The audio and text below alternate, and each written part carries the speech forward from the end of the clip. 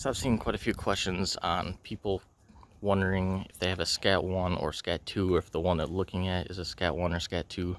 So I figured I would make a short little video kind of explaining the things that I have seen between the two, since I have two. One of the biggest differences, starting right off the bat, is the hull. If you look at the Scat 1 here, see how the deck is flat? Whereas if you come over to the Scat 2, it's kind of bubbled up in a way, if you can kind of see that right there. Also, as it comes up to the duct on the Scat 1, it ends abruptly. Slight little radius there, but not much.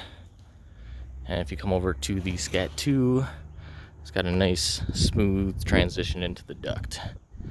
The next biggest difference, and sorry if the sun makes this look crappy, but the Scat 2 is gearbox driven. Engine is in the duct.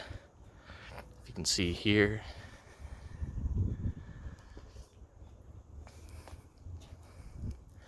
And we come over to Scat 1. Mine is also gearbox driven, but it was initially belt driven, mounted on the floor. You can see a little cutout right there for the drive.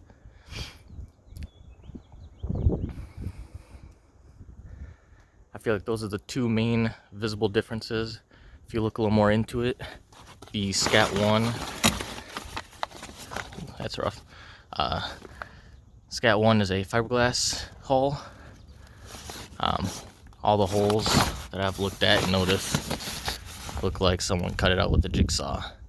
I don't know if that's how they're made, but they all look rough to me. But it's fiberglass, so much easier to repair than the Scat 2, which is in ABS hull formed. You got the holes look a lot nicer. They're kind of radius as well for probably better airflow. Also much harder to repair and doesn't like cold weather. It's easier to crack.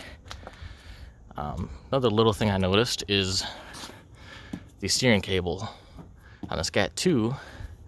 It's got this little notch right here, and it comes straight out and across. And then if you look at the Scat 1, the mold has it coming out on top of the splitter plate. So it has this little notch right here, but it comes out on top. Let's see, what else can I think of? Oh, this windscreen. I've seen a lot of these Scat 1s that look like they have this flimsy little windscreen. But then if you go to the Scat 2, a lot more rigid. Probably just as thin, but the extra radiuses up here really help with the rigidity.